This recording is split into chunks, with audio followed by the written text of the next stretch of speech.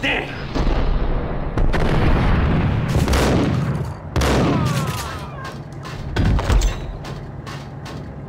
I had found Boris Dime's ship.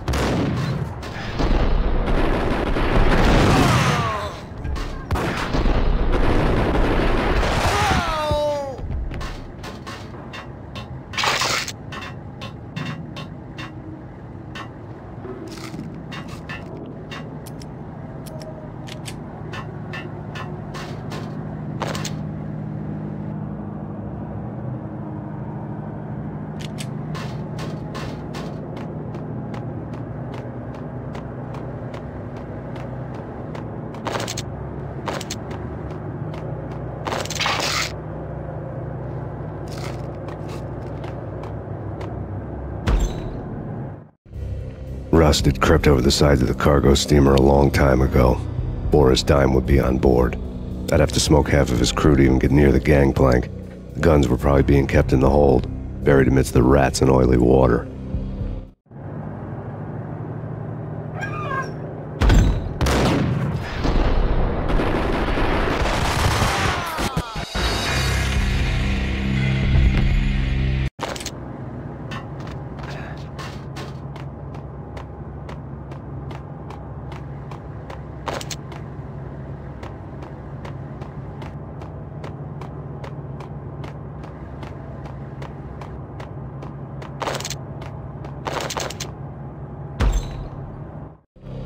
Rust had crept over the...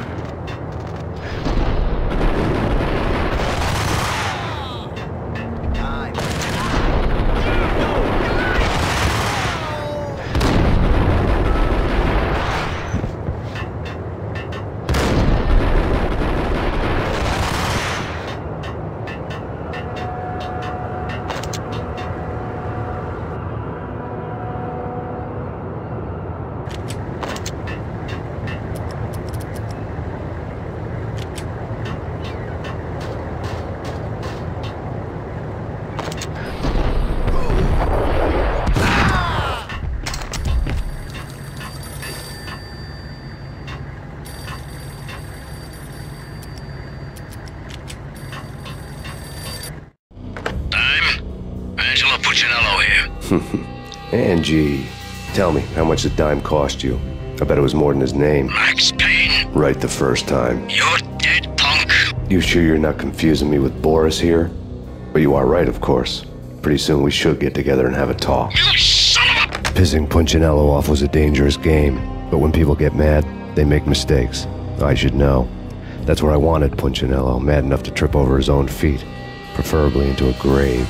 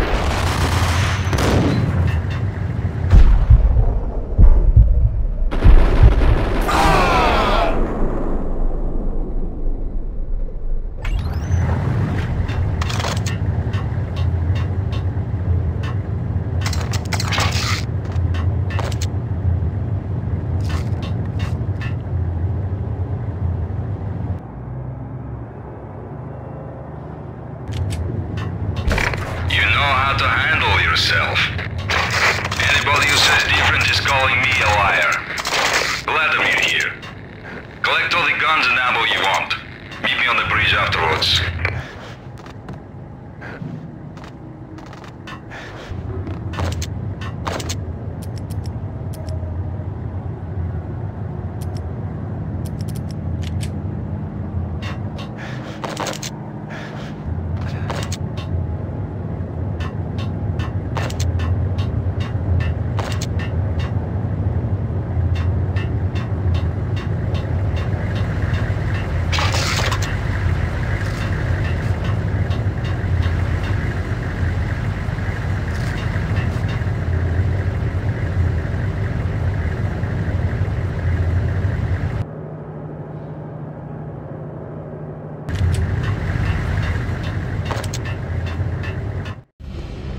Did you get everything you need? Check. I owe you. Anything you need. This is my solo. When I'm through, Punchinello won't be anybody's problem anymore. Clear as vodka. But anytime you get between a rock and a hard place, just whistle. This could be the beginning of a beautiful friendship. You really get a bang out of this big-time gangster act, don't you?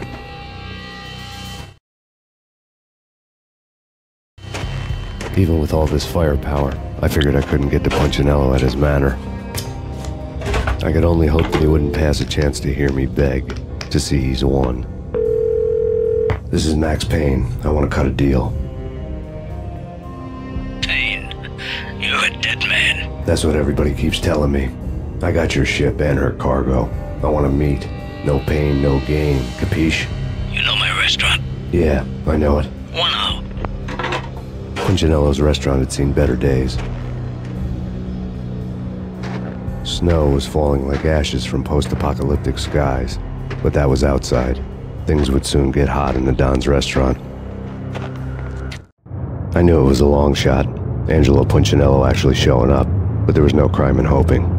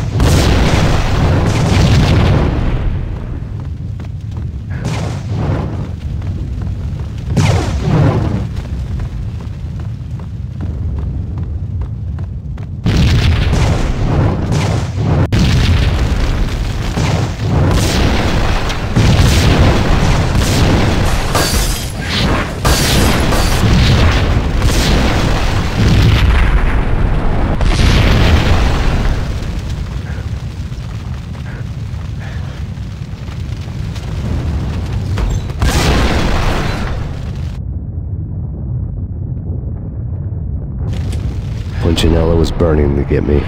The feeling was mutual. He was trying to put out my flames with gasoline.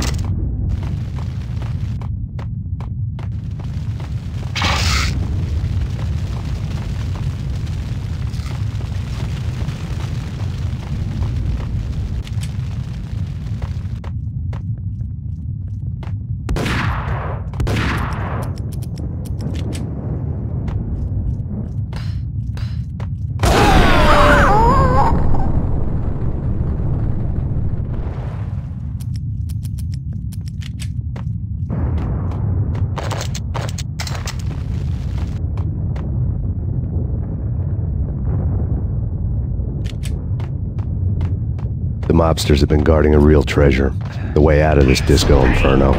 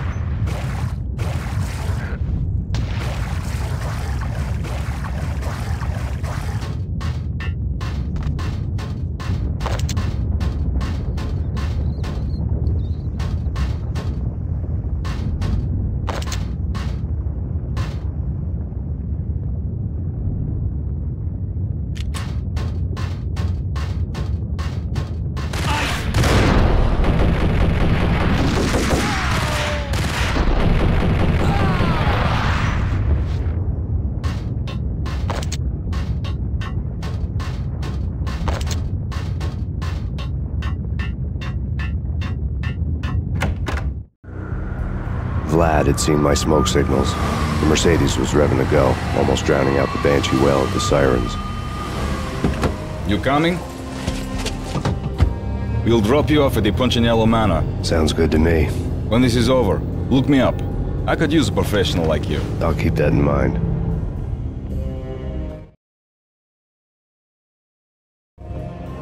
The night groaned with cold. The garden lights flickered nervously. In their light, the falling snow was dead white before the darkness ate it up. I had heard the stories. The trio were mad dogs. They'd have hung the heads of their enemies over the manor gates if the capo had only let them. Punchinello wanted pain. He'd see the pain. The trick in my situation was that there was no trick, no matter what the movies tell you. No rules, no secret mantra, no roadmap. It wasn't about how smart or how good you were. It was chaos and luck. And anyone who thought different was a fool. All you could do was to hang on madly, as long and as hard as you could. Someone had graciously left the back door open for me and killed the guards. My money was on Mona. I knew the trio would be standing between me and Punchinello. I had read their rap sheets, thick as phone books. No one would be walking out of here alive. The numbing cold of the broken night had followed me in. Upstairs, the trio tangoed down the manor halls to the silent rhythm of their murderous hearts, the blood of their victims rust on their lips. Vince Mugnano, Pilot Providence aka Big Brother, and Joe Deadpan Salem. The pistol was a frozen lump in my hand, piercing the skin, gnawing me to the bone.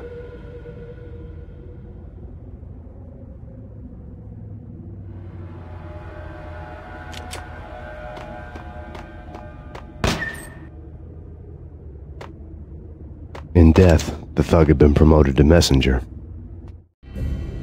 Someone hadn't enjoyed the Don's hospitality. Someone with a flair for the dramatic. Someone who had let herself out of a locked cell and past a couple of armed guards.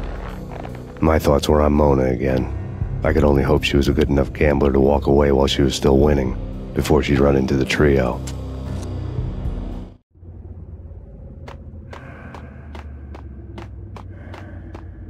Max Payne!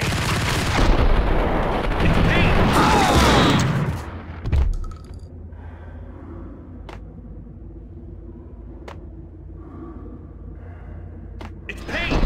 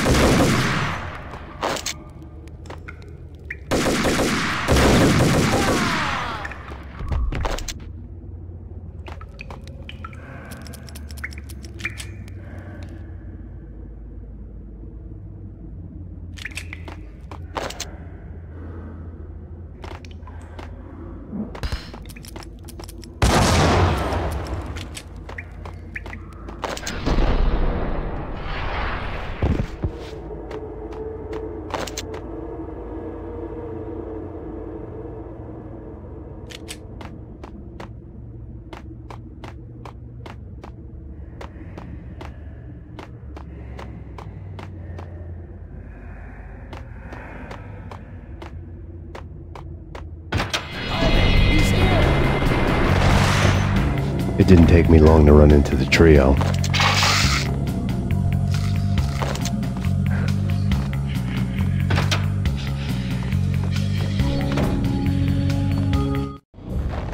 The word on Lisa Punchinello was that she was a bit of a witch.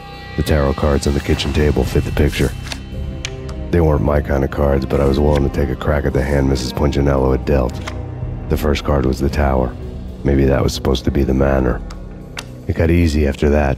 The devil was the master of the house, and death was me, coming for him.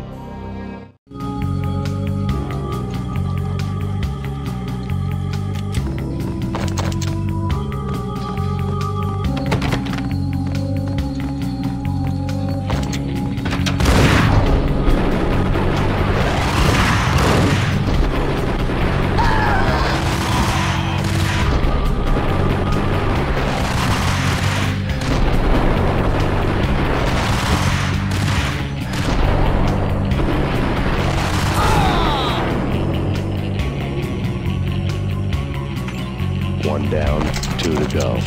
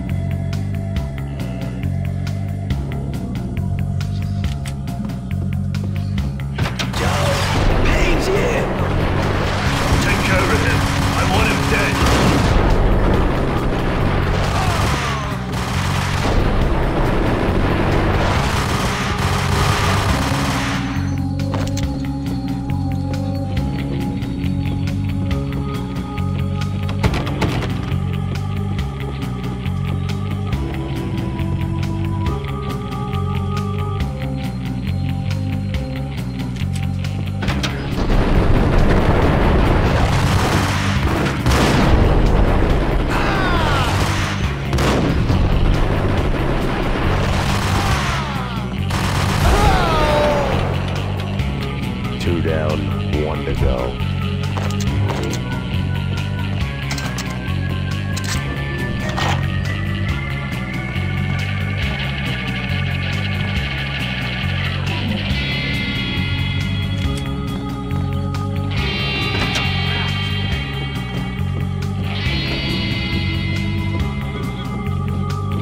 Don't stop at him! This will stop anything. Take cover.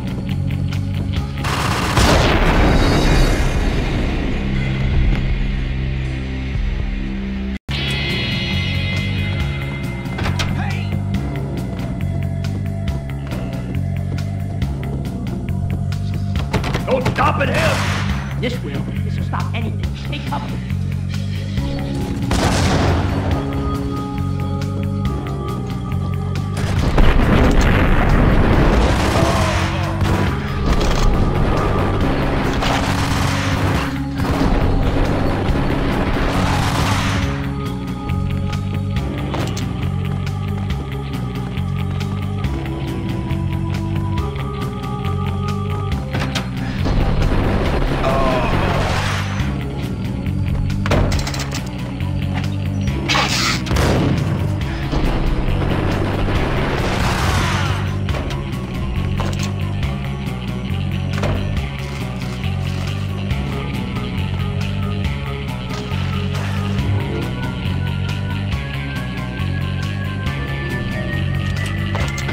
was too late for her. You're a real angel, Max. I couldn't tell whether it was Mona or her sister. The body was a mess. The sick bastard had really gotten a kick out of it. Seeing her lying there got me thinking about another woman's body on another bed. Got me thinking about a fallen cradle.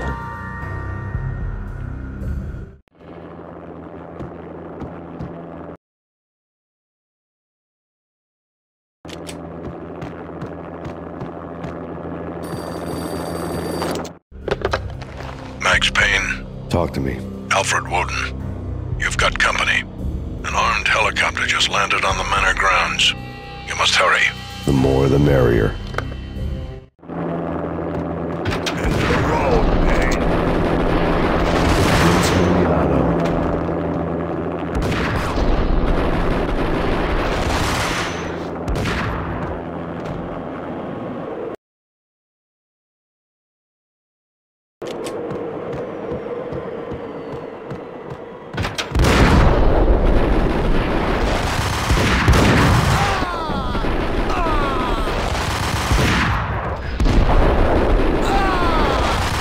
Punchinello's trio was done for.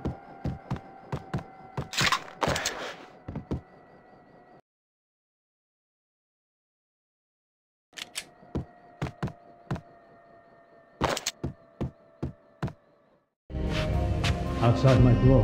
Hurry. He's coming for me. You gotta hurry. Please. I could hear Punchinello on the phone begging for help. He should have been saying his goodbyes. Punchinello was a pushover. The moment I stepped into the room, he folded like a deuce before a royal flush. No, wait. I was just doing what I was told. I couldn't refuse. She's someone high up. Government, maybe. I don't know. He was trying to buy more sand for his hourglass. I wasn't selling any. No, I told him nothing.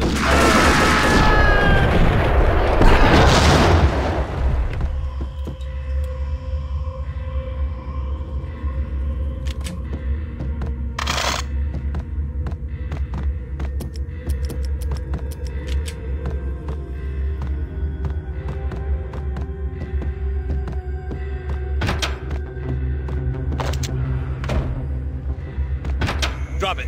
Don't move. Game over, Max Payne. I could tell when I was outgunned. It was time to take another beating. The mystery witch was a real barracuda. Trouble on dagger heels, a smoking assault rifle in her hand, and an army of killer suits behind her. How sweet. I get to kill two birds with one stone. Sooner or later, it was going to catch up with you. Mr. Payne, it's time to show you the benefits of my brew. Be a good boy now. You'd find that Lady Luck was really a hooker. You were fresh out of cash.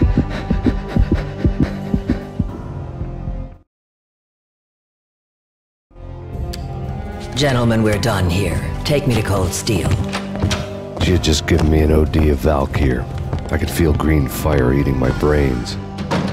They turned to steam. They did a fade on me. I'd never had a chance. The witch had got me just as sure as if she put a gun to my head and pulled the trigger. The shadows rushed me, bruised mugshot faces hungry for revenge. They knew my weak spots and closed in for the kill. The floor turned into a vortex of green blood. I fell. The flesh of fallen angels.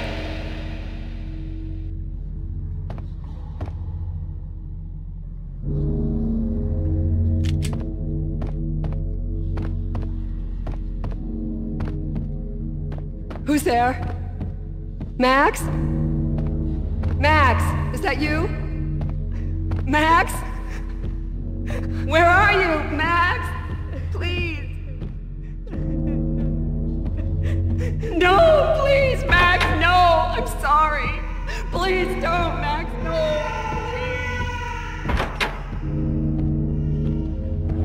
Max? Where are you, Max? Please. The letter was staring at me.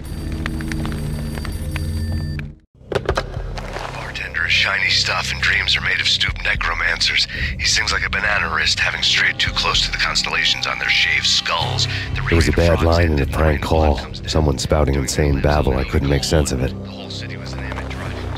But I had an overwhelming sense of déjà vu, and the caller's voice sounded oddly familiar.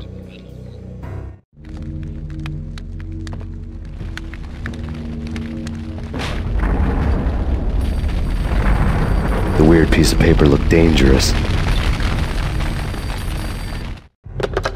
Don't lose it. It's Valk here. The drug. Snap out of it. Try to remember. It was a bad line in a prank call. Someone spouting insane babble. I couldn't make sense of it.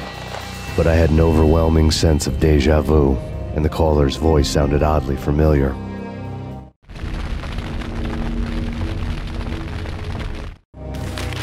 There was something disturbingly familiar about the letter before me. The handwriting was all pretty curves. You're in a computer game, Max.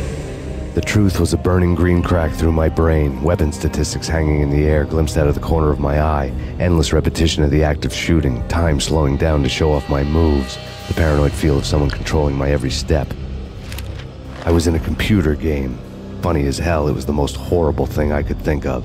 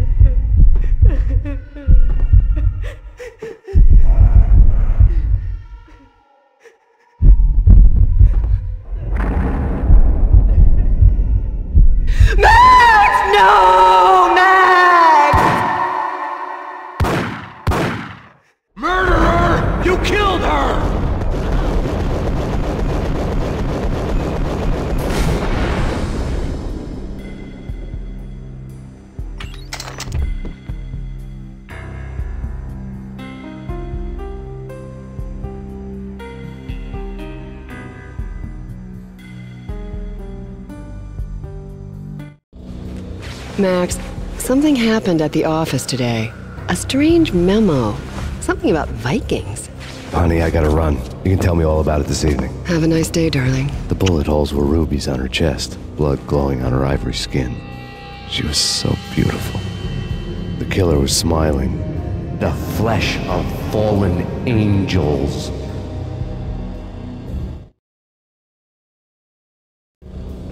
Slowly, the green nightmare faded, leaving dark stains on my soul that would never come off.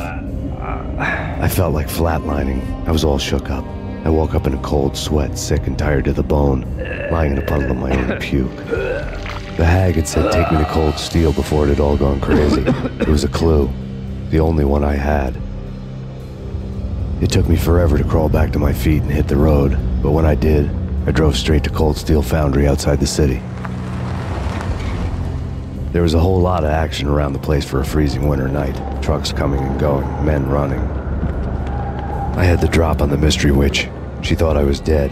I was on her blind side. I was going in. The bad trip had put me in a crazy mood, adrenaline pumping through my aching veins. Staggering on the mill roof in ice and snow and wild wind, I was a ninja. My kung fu was strong. I wasn't kidding anybody. At best, I was Superman on kryptonite about to fall through a skylight, down to where it was all going down. A half-abandoned industrial area in the middle of nowhere.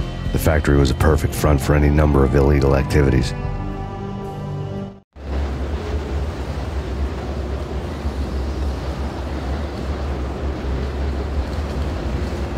In the belly of the plant, molten metal boiled and bubbled like a witch's brew.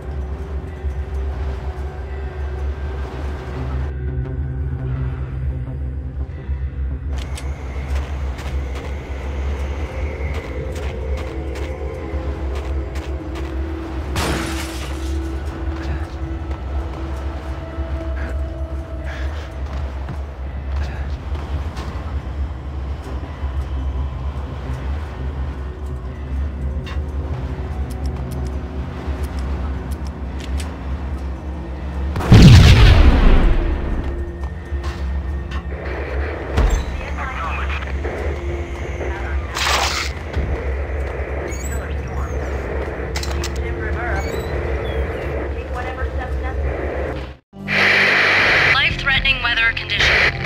A record-breaking killer storm. In the city's history, vehicles stuck in snow. Heavy snowfall. Forecast shows severe weather is expected to continue. Out in the night, snow fell like confetti over the Devil's Parade. The storm was anything but over.